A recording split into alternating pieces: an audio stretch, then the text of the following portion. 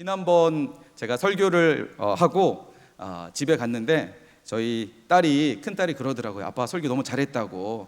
그런데 아빠 이마밖에 안 보이는 것 같아. 충격을 먹었습니다. 하나님의 말씀이 주체하지 않고 이마만 보였다고 해서 제가 되게 많이 상심이 돼가지고 그동안 이마를 이렇게 어떻게 할까, 이마가 너무 좀 저도 보니까 좀 넓어 보이더라고요. 그래서 어떻게 가려보려고 나름대로 노력을 하고 있는데 쉽지 않은 것 같습니다. 어쩔 수 없는 것 같습니다. 그래도 제가 이 고민을 우리 성도님 한 분에게 얘기했더니 성도님이 그러시더라고요. 목사님 괜찮습니다. 목사님의 이마는 100만 불짜리 이마입니다. 제가 좀 은혜가 되고 위로가 되고 소망이 돼서 또 이렇게 강단에 서서 하나님 말씀 또 전할 수 있게 되는 것 같습니다. 오늘 이 시간에 이 저녁에는 저의 이마가 아니라 하나님의 말씀으로 은혜 받는 시간 되기를 축복합니다. 아멘. 감사합니다. 여러분 이스라엘의 역사 가운데에 하나님의 임재와 하나님의 역사가 가장 강력하게 임했던 시대, 혹시 어떤 시대인지 아시나요? 성경에 나오는 이스라엘 역사 속에서 하나님이 이 시대 가운데 가장 강력하게 임재했고 강력하게 역사했던 한 시대를 떠오르라면 여러분 어떤 시대를 한번 생각해 볼 수 있을까요?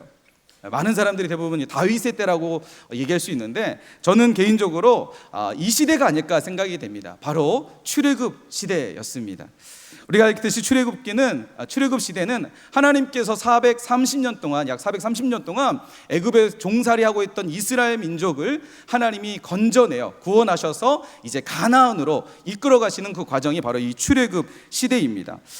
출애굽 광야 40년의 시간은 이스라엘 역사 가운데에 전무후무한 하나님의 역사가 임했던 그런 시대라고 저는 생각이 됩니다. 그럴 수 있었던 것은 성경 곳곳에 나타나는 이 하나님의 역사들을 보면 이 시대에는 진짜 하나님께서 어떤 시대보다 가장 강력하게 임했다는 것을 우리가 알 수 있습니다. 사실 이 출애굽 40년 광야는 원래 하나님께서 애굽에서 이스라엘을 가나안으로 이끌어 가실 때는 이 40년의 시간은 아니었습니다. 애굽에서 가나안까지 가는 길은 40년이라는 시간이 걸리는 기간은 아니었죠. 왜 40년이 이 광야를 걷게 되었냐면 우리가 알듯이 민수기에 등장하는 가데스 바네아에서 이스라엘 민족들의 이 불순종으로 인해서 하나님은 이스라엘이 이 40년 동안 광야 생활을 할 수 있도록 그렇게 허락한 시간들이었다는 것이죠. 그럼에도 불구하고 어떻게 보면 이스라엘의 불순종으로 인해서 그 40년의 광야 생활을 지낸데도 불구하고 하나님의 역사와 하나님의 임재가 그 어떤 시대보다 강력했다는 것은 우리가 한번 깊이 있게 생각해 볼 필요가 있을 것 같습니다. 여러분 광야 40년 하나님께서 이스라엘을 어떻게 이끌어 가셨을까요? 우리가 알듯이 하나님께서 광야 생활 40년 동안에 이스라엘을 이렇게 이끄셨습니다. 오늘 우리가 읽었던 본문 40장 38절 말씀에 보면 이렇게 말씀합니다. 낮에는 여호와의 구름이 성막 위에 있고 밤에는 불이 그 구름 가운데 있었다라고 기록하고 있습니다. 그러니까 이스라엘이 40년 동안 하나님이 이스라엘 민족들을 어떻게 인도하시냐면 이 광야라는 이 특수한 환경이죠. 낮에는 엄청난 태양의 뜨거움과 밤에는 큰 추위가 있는 그 환경 속에서 하나님께서는 낮에 이 뜨거운 태양을 막아주시기 위해서 구름으로 그들의 모든 이스라엘 민족들을 막아주셨고, 그리고 밤에는 어떻게 하셨다고요? 불 기둥으로 큰 추위로부터, 이 광야의 추위로부터 이스라엘을 지켜주셨다는 것입니다. 여러분 매 순간 하나님의 실존을 이스라엘 백성들이 목격할 수 있었다는 것이죠. 무려 몇몇 사람들만이 경험했던 것이 아니라 무려 약 200만 명이나 되는 이 큰 민족이 하나님의 실존을 매 순간 목격했다는 것입니다. 여러분 이보다 더 놀라운 일이 어디 있을까요? 여러분 4일도 아니고요 40일도 아니고 40년 동안 하나님의 한결같이 그들의 삶 가운데 임재하셨다는 거예요. 그들은 살아가는 모든 삶이 하나님의 실존을 보는 사건입니다. 그렇지 않겠습니까? 낮에는 성막을 중심으로 구름 기둥이 그들의 삶을 덮고 있고 밤에는 불 기둥이 그들의 삶을 덮고 있다면 여러분 이보다 더 큰 하나님의 역사와 하나님의 실존을 경험할 수 있는 때가 이스라엘 역사 가운데 여러분 있었을까요? 이 출애굽 시대에는 하나님께서 그렇게 역사해 주셨다는 것입니다. 더욱이 이것만 역사하셨던 건 아니죠. 이스라엘 민족이 광야 40년 동안 보내는 동안 그들의 먹을 양식을 하나님이 매일같이 공급해 주십니다. 그죠? 아침이면 하나님께서 그들이 거하고 있는 이 장막 그 터전 위에 하나님께서 아침 이슬과 같이 이 만나를 허락해 주시고, 때로는 그들이 고기가 먹고 싶다고 하나님 앞에 이야기하면 하나님께서 밤사이에 메추라기를 보내주셔서 그들의 양식을 공급해 주셨다는 것입니다. 일을 하고 땀을 흘려 양식을 얻는 것이 아니라 하나님의 전적인 은혜로 만나와 메추라기를 경험을 할 수 있었다는 것이죠. 뿐만 아니죠, 광야 가운데 그들이 목이 마르다고 하면 하나님 어떻게 하셨죠? 반석을 쳐가지고 그 반석에서 물이 나오게 하셔서 그들의 목마름을 채워주셨다는 것입니다. 여러분, 이것만 있는 것이 아니죠. 우리가 알듯이 모세가 아말렉과의 전투에서 산 꼭대기에서 손을 들고 있으면 어떻게 하죠? 하나님께서 그 전쟁에서 승리케 하셨다는 것입니다. 노예 신분과 노예 생활을 했던 그들이, 전쟁을 알지 못하는 그들이 그냥 모세가 손만 들고 있는 것으로만으로도 전쟁에서 승리하게 하시는 하나님의 놀라운 기적과 역사들을 그들이 경험할 수 있었다는 것입니다. 그래서 이 광야 40년을 모세가 이렇게 이스라엘 백성들에게 이야기합니다. 신명기 29장 5절 말씀입니다. 우리 함께 다 같이 한번 읽어보겠습니다. 시작.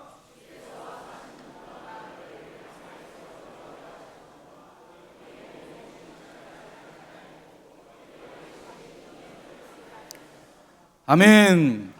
여러분, 주께서 40년 동안 어떻게 이스라엘 민족을 이끌으셨다고요?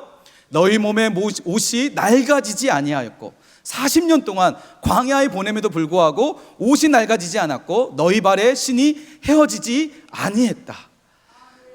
여러분, 그들의 삶의 모든 순간이 하나님의 역사였고 하나님의 실존이었고 하나님의 강력한 은혜와 능력을 경험하는 순간들이었다는 것입니다. 만약 우리의 삶 가운데 이런 하나님의 역사와 하나님의 실존을 경험한다면 여러분, 우리는 어떤 삶을 살아갈 것 같으시나요? 지금보다 좀 다른 삶을 살 거라고 혹시 그렇게 확신이 되시나요? 근데 성경을 보니까 이스라엘 민족들의, 이스라엘 백성들의 그 하나님의 실존과 하나님의 역사와 가장 강력했던 하나님의 은혜가 쏟아지고 있는 그 현장 가운데 살아가는 이스라엘 사람들을 우리가 성경을 통해서 살펴보면 그런 완벽한, 그런 하나님 앞에 온전한이라는 단어를 쓰기에는 조금 부족한 모습들을 우리가 발견할 수 있지 않을까 싶습니다. 우리가 알듯이 광야 40년의 이스라엘 민족들의 모습을 보면 무엇이 많았을까요? 물론 다 그렇지는 않았겠지만 성경을 통해서 발견되어지는 그들의 모습을 보면 원망과 불평이 가득했다는 것을 알 수 있습니다. 여러분, 좀 이해가 되시나요? 아니, 이런 하나님의 실존, 매일같이 그냥 가끔씩 하나님이 나타나신 것이 아니라 매일같이 부인할 수 없는 하나님의 실존을 경험함에도 불구하고 이들의 삶에는 원망과 불평이 있었다라는 것입니다. 그뿐 아니죠. 우리 출애굽기 32장에 보면 어떤 사건들이 벌어지죠?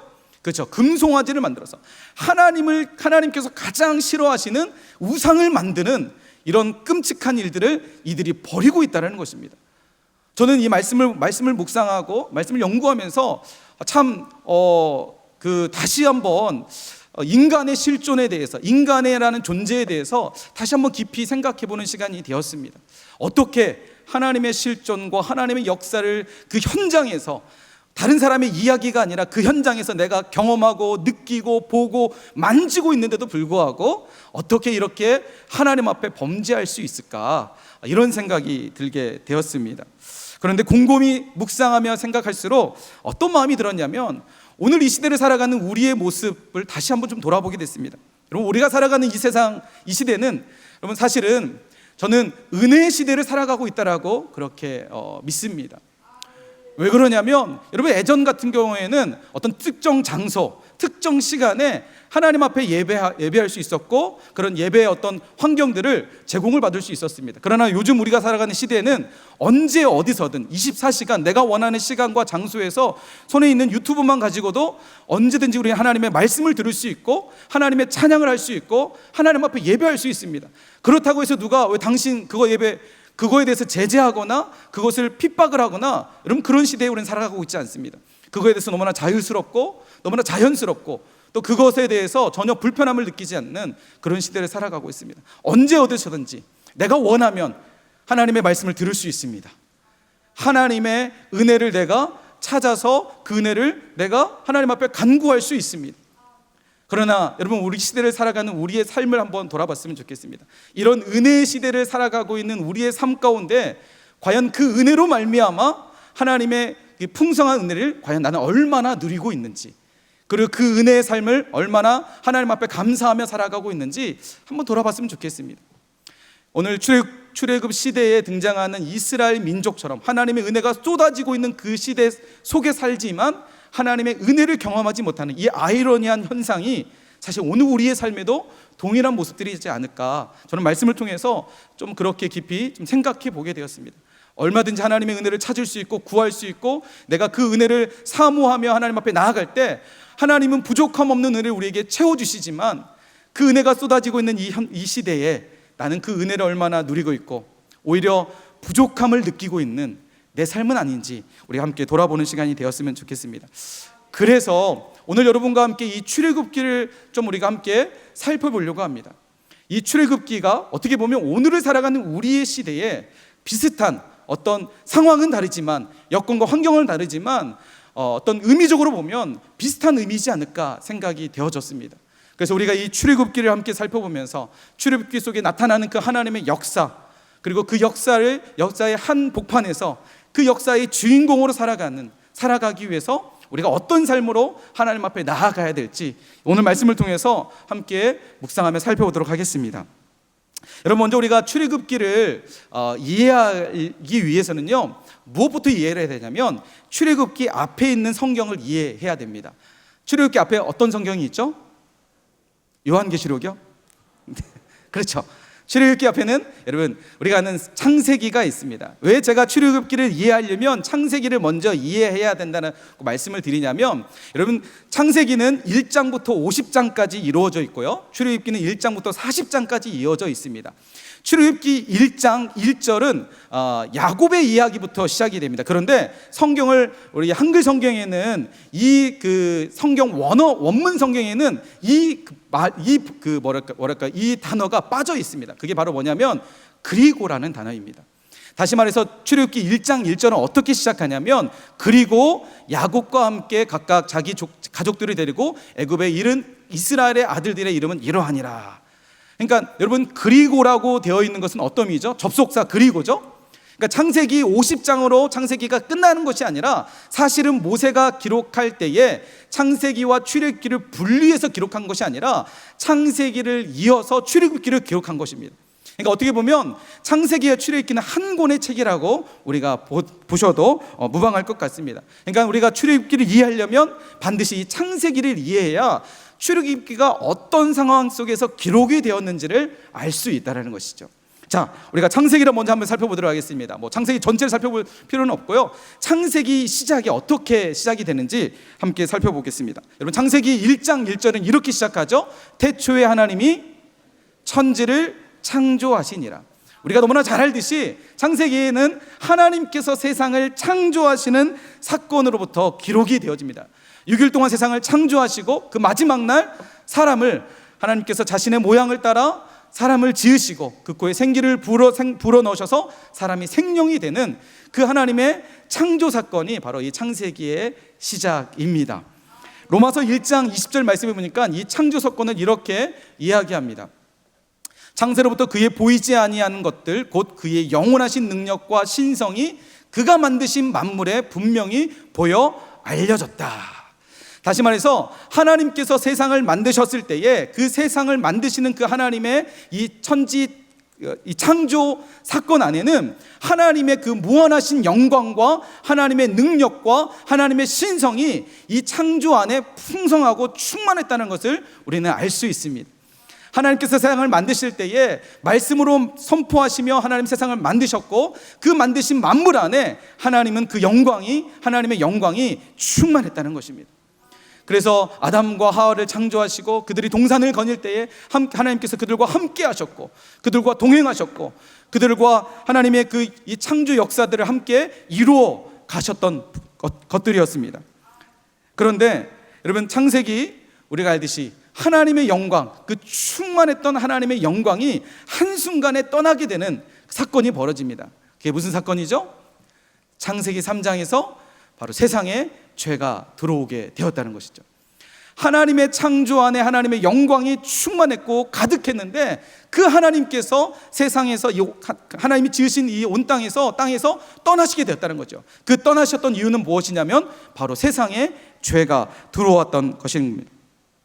그래서 여러분, 창세기는 어떻게 시작하냐면 하나님의 영광으로 충만했던 세상이 하나님의 영광이 떠나는 것으로 이 창세기가 시작이 되어지고 있다는 것이죠. 그리고 오늘 우리가 읽었던 출애굽기 40장은 여러분 무엇으로 마무리하고 있는지 함께 다시 말씀을 통해서 함께 보도록 하겠습니다.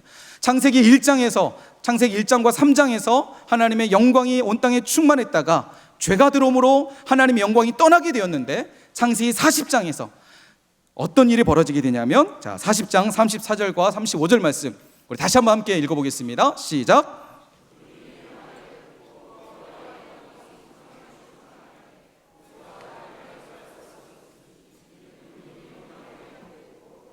여호와 영광이 성막에 충만함이었으며. 자, 여러분 보이시나요? 네. 창세기 1장에서는 하나님의 영광, 창세기 3장에서는 하나님의 영광이 떠나게 되었지만, 이 창세기를 이어서 출애굽까지 마칠 때에 어떤 일이 벌어지냐면, 창세기 출애굽 40장에서는 그 떠났던 하나님의 영광이 다시 이스라엘 안으로 돌아오시는 그 사건으로 이 성경은 매듭을 짓고 있다라는 것입니다. 떠났던 하나님의 영광, 그러나 그 떠났던 하나님의 영광이 다시 이 땅 가운데에 충만하게 임재하시는 그 놀라우신 사건이 바로 이 창세기부터 출애굽까지 연결되어지는 스토리라는 것입니다. 여러분, 이 말씀을 통해서 우리가 깊이 깨달을 수 있는 은혜가 있습니다. 그것은 무엇이냐면, 하나님은 비록 우리가 하나님의 말씀을 떠나 죄악된 삶을 살아가는 그런 연약하고 부족한 인생이지만, 여러분, 하나님은 끝까지 포기하지 않으시고 그의 사랑하는 백성들을 찾으시고 그들을 다시 한번 회복시키시며 그들의 삶 가운데 다시 임재하신다는 사실을 여러분 믿으시기 바랍니다. 이것이 하나님의 열정이고 이것이 하나님의 열심인 줄 믿으시기 바랍니다. 오늘도 그 하나님의 역사는 동일하게 이루어지는 줄 믿습니다.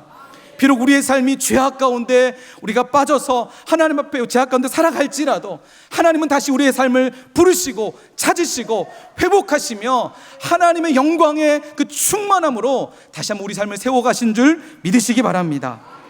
여러분, 그렇다면 하나님께서 왜 다시 떠났던 그 하나님께서 어떻게 이 땅 가운데 다시 충만하게 임재하셨던 것일까요? 왜 하나님은 다시 이스라엘 가운데 오실 수 있었던 것일까요? 좀 더 쉽게 말하면, 하나님께서 어떻게 이스라엘 가운데 오시기 위하여 무슨 일을 하셨는지 우리 말씀을 통해서 함께 살펴보도록 하겠습니다. 우리가 읽었던 그 출애굽기 40장 34절부터 35절 말씀을 다시 한번 우리가 함께 읽으시면서 하나님께서 어디에 임재하셨는지 함께 보도록 하겠습니다. 다시 한번 읽겠습니다. 시작. 구름이 여호와의 영광이 성막에 충만하매 모세가 회막에 들어갈 수 없었으니 이는 구름이 회막 위에 덮이고 여호와의 영광이 성막에 충만함이었으며. 여러분, 하나님께서 지금 어디에 임재하셨다고요? 그렇죠. 하나님께서 지금 임재하시는 곳은 다른 곳이 아니라 성막이라는 하나의 어떤 장소에 하나님께서 강력하게 임재하셨다는 것을 알 수 있습니다. 여러분, 성막은 사실은 출애굽기 25장에 보면 사람이 하나님을 위해서 만든 것이 아니라 하나님께서 이스라엘 민족들에게 성막을 만들라고 말씀하십니다. 왜 성막을 만들라고 하셨을까요? 하나님께서 모세를 통해서 말씀하시는 것은 무엇이냐면, 내가 거기서 너희를 만날 것이다. 내가 거기서 너희에게 말씀할 것이다. 하나님께서 그러기 위해서 성막을 만들라고 말씀하셨던 것입니다. 특별히 이 성막이 만들어지는 과정을 보면, 하나님께서 왜 성막 가운데에 임재하셨구나, 하나님께서 성막 가운데 임재하셨던 이유를 우리는 쉽게 발견할 수 있습니다. 우리가 읽지는 않았지만 출애굽기 지난 제가 설교 때 한번 여러분과 함께 나눴는데요, 출애굽기 40장 19절과 쭉 그 밑으로 쭉 보면 17절부터, 혹시 성경에 있는 분들 한번 보시면 17절에 무슨 말씀이 있냐면, 성막이 세워졌다, 그리고 그 성막이 세워지는 그 모든 과정들을 이렇게 요약해서 기록하고 있습니다. 그런데 반복적으로 동일한 이야기를 여러분 하고 있습니다. 이 성막이 만들어지는 과정을 보면 한 가지의 원칙을 가지고 성막이 만들어졌다는 것을 우리는 알 수 있습니다. 19절 말씀해 보니까 어떤 말이, 노란색 글씨 한번 읽어볼까요? 19절 시작. 여호와께서 모세에게 명령하신 대로 되니라. 21절 읽습니다. 노란색 시작. 여호와께서 모세에게 명령하신 대로 되니라. 23절 여호와께서 모세에게 명령하신 대로 되니라. 여러분 25절, 27절, 29절, 32절까지에 걸쳐서 이 성막이 어떤 원리에 의해서 만들어지냐면 사람의 지식과 생각과 경험이 아니라 온전히 하나님의 말씀에 의해서 성막이 완벽하게 만들어졌다는 것입니다.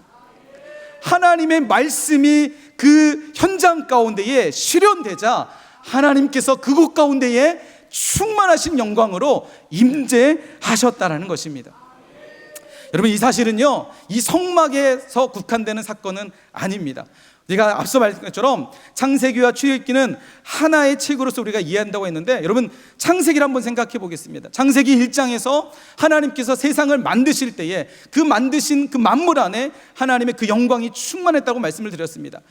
왜 하나님께서 그 만드신 만물 안에 충만하실 수 있었을까요? 무엇 때문일까요? 하나님이 세상을 어떻게 만드셨다고요? 하나님의 말씀으로 세상을 만드셨기 때문입니다. 사랑하는 성도 여러분, 오늘 말씀을 통해서 여러분 우리가 깊이 깨닫기를 원합니다. 하나님은 그분의 말씀이 실현되는 현장 가운데에, 하나님의 말씀이 이 땅 가운데 세워지는 그곳에 하나님은 지금도 임재하시고 그 충만하신 영광으로 함께 하신다는 사실을 믿으시기 바랍니다. 하나님의 말씀이 실현되는 그곳에 하나님은 그분의 영광과 역사로 충만하게 임재하십니다. 여러분 오늘 우리의 삶이 하나님이 임재하시는 그런 하나님의 실존을 경험하는 삶의 현장이 되길 간절히 소망합니다. 그러기 위해서는요, 오늘 우리의 삶의 자리에서 하나님의 말씀이 실현되는 성막을 만드는 우리의 삶의 현장이 있어야 될 줄 믿습니다. 오늘 우리 가정이 하나님의 말씀에 붙들려서 그 말씀 안에 살아가는 하나님의 성막을 만들어가는 우리의 가정이 되기를 간절히 소망합니다. 우리의 직장과 우리의 학교와 우리가 살아가는 모든 삶의 터전에서 하나님의 말씀이 내 삶을 통해서 드러나고, 하나님의 말씀이 내 삶을 통해서 절대적인 그 말씀에 의해 순종하는 그 삶으로 말미암아 내 삶의 성막을 만들어가는 복된 우리 모든 성도님들이 되시기를 간절히 소망합니다. 구약에서 이 성막을 만들다라는 이 단어는요, 히브리어로 이렇게 되지만 헬라어로 72년의 성경에 보면 헬라어로 이 단어는요 스케노우라는 단어입니다. 성막을 만들라, 성막을 세우다, 이 단어는 헬라어로 스케노우라는 단어인데요, 이 단어가 신약에 5번 사용이 됩니다. 특별히 이 단어를 자주 사용했던 사람은 요한입니다. 여러분 요한이 이 스케노우를 사용하는데 언제 사용했을까요? 자, 제가 한번 문제를 내보도록 하겠습니다. 자, 성막을 만들라, 스케노우가 요한복음 1장 12절부터 14절 말씀에 한 번 등장합니다. 어떤 말씀에 등장하는지 한번, 자, 여러분 언어 영역 국어 시간 아니지만 한번 여러분 느낌으로 한번 맞춰보세요. 영접하는 자 곧 그 이름을 믿는 자들에게는 하나님의 자녀가 되는 권세를 주셨으니 이는 혈통으로나 육종으로나 사람의 뜻으로 나지 아니하고 오직 하나님으로부터 난 자들이니라. 말씀이 육신이 되어 우리 가운데 거하심에 우리가 그의 영광을 보니 아버지의 독생자의 영광이요 은혜와 진리가 충만하더라. 여러분 어떤 단어에 이 스케노라는 단어가 여러분 사용이 되었을까요? 뭐라고요? 와, 못 들렸습니다. 안 들렸습니다. 이렇게 하는데 약간 제가 비슷한 단어는 아닌 것 같습니다. 여러분 어떤 단어이냐면 바로 이 단어입니다. 거하심이라는 단어입니다. 이게 다 바로 스케노라는 단어이고, 성막을 만들라, 성막을 세우다, 원래 의미는 장막을 치다, 이런 의미로 함께 포함하고 있는데, 보세요 14절 말씀이 육신이 되어 우리 가운데 거하심에 우리가 그의 영광을 보니 아버지의 독생자의 영광이요 은혜와 진리가 어떻게 했다고요? 충만했다.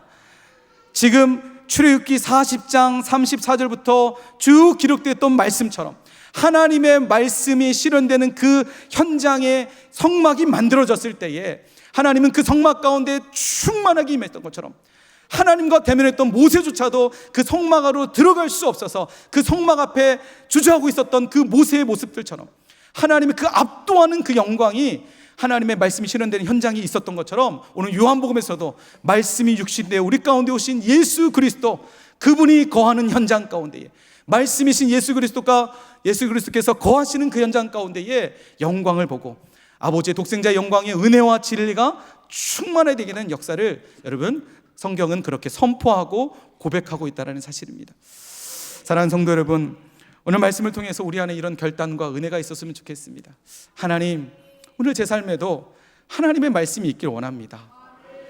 사실 말씀의 홍수시대를 살아가지만 수없이 내가 하나님의 말씀을 접할 수 있고 언제 어디서든지 말씀을 접할 수 있고, 또 이번 사실 우리 여름이 되면 또 여름 사역으로 우리 다음 세대 친구들은 많은 또 여름 캠프와 또 사역들을 가고, 뿐만 아니라 우리 성도님들은 또 특세와 또 9월 달에는 또 부흥회와 수많은 은혜 받을 수 있는 시간들이 있지만 여전히 내 삶에 메마름이 있다면 여러분, 우리는 한번 하나님 앞에 깊이 내 삶을 다시 한번 들어보며 오늘 이 말씀을 다시 한번 비춰받는 시간들이 됐으면 좋겠습니다. 여전히 내 삶에는 말씀이 혹시 없기에 하나님의 말씀은 선포되어지지만 그 말씀이 내 삶에 여전히 그 말씀과 전혀 다른 삶을 살아가고 있다면 우리는 메마를 수밖에 없습니다. 여전히 우리는 원망과 불평과 하나님이 기뻐하지 않는 일들을 살아갈 수밖에 없습니다. 그러나 한 말씀이라도 그 말씀을 붙잡고 내 삶에서 그 말씀을 몸부림하며 그 말씀을 붙잡고 몸부림하며 살아간다면 하나님은 그 삶 가운데에 하나님의 영광과 하나님의 은혜와 하나님의 능력과 그 크심으로 우리와 함께 하실 줄 믿습니다. 여러분, 그 삶 우리가 함께 누려보며 함께 살아가지 않으시겠습니까? 이제는 우리의 삶에 더 이상 연약한 우리의 신앙의 상태가 아니라 이제는 하나님의 말씀에 사로잡혀서 그의 능력 안에 손에 붙잡혀서 하나님의 영광을 내 삶을 통해서 아름답게 드러낼 수 있는 그런 멋지고 아름다운 삶을 여러분 살아보지 않으시겠습니까? 오늘 이 정에 우리가 그렇게 결단했으면 좋겠습니다. 하나님 앞에 제가 하나님의 말씀 앞에 제 삶을 내어놓습니다. 그 말씀 앞으로 내가 나아가겠습니다. 하나님, 이제는 말씀을 제가 소홀히 여기지 않겠습니다. 그 말씀을 떠나지 않겠습니다. 하나님 말씀 붙잡고 제가 끝까지 살아가겠습니다. 하나님, 제 삶에 주의 영광과 충만함으로 함께해 주옵소서. 오늘 이 저녁에 그렇게 결단하며 주님 앞에 나아갈 수 있는 귀한 시간이 되기를 간절히 소망합니다.